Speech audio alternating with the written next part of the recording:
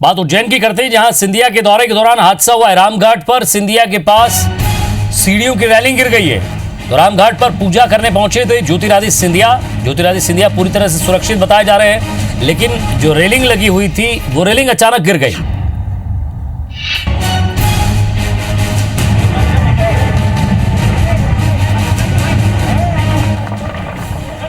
ये तस्वीर आप देख सकते हैं कि अगर सीढ़ियों से नीचे उतरे होते और ये रेलिंग दाएं के बजाय बाएं गिरी होती तो बड़ा हादसा हो सकता था। भीड़ ज्यादा थी और धक्का मुक्की में यह हादसा हुआ है। तस्वीर आप देखिए जहां पुलिस के जवानों ने भी उस पर पूरा जोर दे रखा है और ये रेलिंग, ये तस्वीर आप देखिए कि यहां वो गिर जाती है।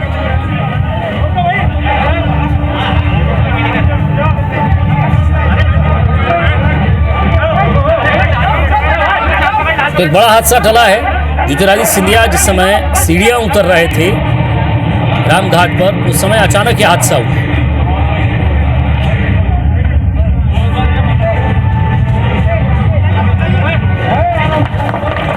तो रामघाट पर पूजा करने पहुंचे थे ज्योतिरादित्य सिंधिया। आपको बता दें कि मध्य प्रदेश का दौरा कर रहे हैं, आज उज्जैन पहुंचे हैं। बाबा महाकाल की शाही सवारी में जिस तरह से सिंधिया परिवार हमेशा से ये परंपरा निभाता आया है, आज ज्योतिरादित्य सिंधिया भी पूजा अर्चना करने के लिए पहुंचे थे। और जैसे ही रामघाट की वो सीढ़ियां उतर रहे थे, सीढ़ियां उतरते समय ये अचानक हादसा हुआ है।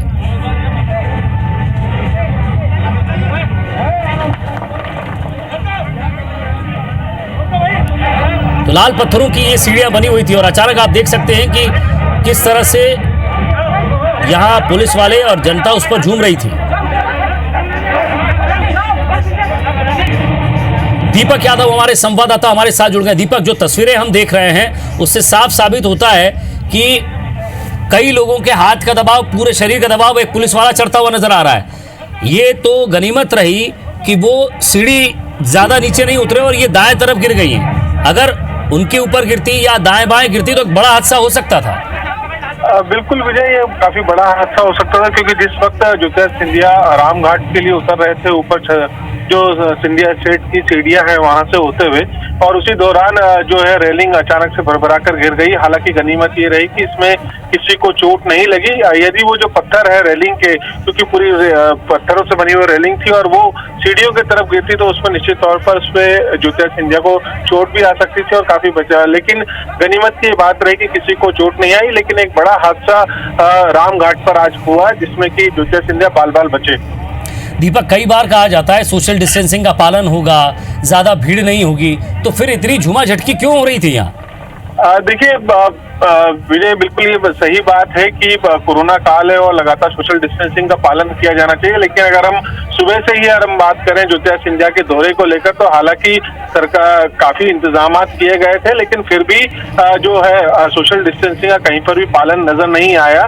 जहां पर सीमित संख्या में लोगों को होना चाहिए था, जबकि रामघाट पर किसी को भी आने की अनुमति ज्यादा व्यक्तियों को नहीं दी गई थी, लेकिन उसके बावजूद भी जो समर्थक है, जनप्रतिनिधि है, वो वहां पर पहुंचे और यहाँ पर पुलिस और प्रशासन भी मुखदर्शक बनकर खड़ा रहा और उसी के बीच ये हादसा निकलकर भी सामने आया। तो जुमा झटकी भी हुई, लोग भी मौजूद रहे और बड़ा ये हादसा जो है वो भी निकलकर सामने आया, जिसमें कि ज्योतिरादित्य सिंधिया बाल बाल बचे। लेकिन हम बात ये तस्वीर आप जरा देखिए, हालांकि इसमें हम किसी को दोषी नहीं बता रहे हैं, लेकिन जैसे एक पुलिस वाला उस पर चढ़ता है और अचानक से भरभरा कर गिर जाती है।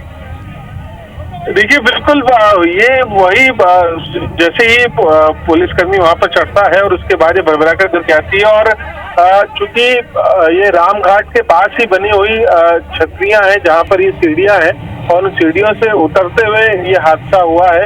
और ये ध्यान रखने वाली बात है कि इसको लेकर, चूंकि आप देखेंगे तो जो रेलिंग के ऊपर किस तरीके से वजन देकर भी लोग खड़े हुए थे और जिस तरीके से ये रेलिंग गिरी है, तो निश्चित तौर पर कहा जा सकता है कि काफी बड़ी संख्या में लोग भी वहां मौजूद थे। और लापरवाही तो साफ तौर पर देखी जा सकती है कि यदि आपसी यार कंजस्टेड नहीं होती जगह और आपसी एक दूसरे को ऊपर वजन नहीं जाता तो शायद वो जो रेलिंग है वो गिरती भी नहीं। जी वाकई दीपक, लेकिन हर बार कहा जाता है करोड़ों रुपए के विकास कार्य की बात कही जाती है उज्जैन को लेकर, फिर उसके बाद सिंहस्थ आता है तो उसको लेकर भी करोड़ों रुपए के विकास कार्य की बात करते हैं, नई रेलिंग बनवाने की बात करते हैं, मंदिर जीर्णोद्धार की बात करते हैं, लेकिन कुछ चीज़ें कितने सालों पुरानी हो गई है उसको लेकर प्रशासन का क्या ध्यान है, कैसे कहाँ हादसा हो सकता है, शायद इसको लेकर बेखबर है।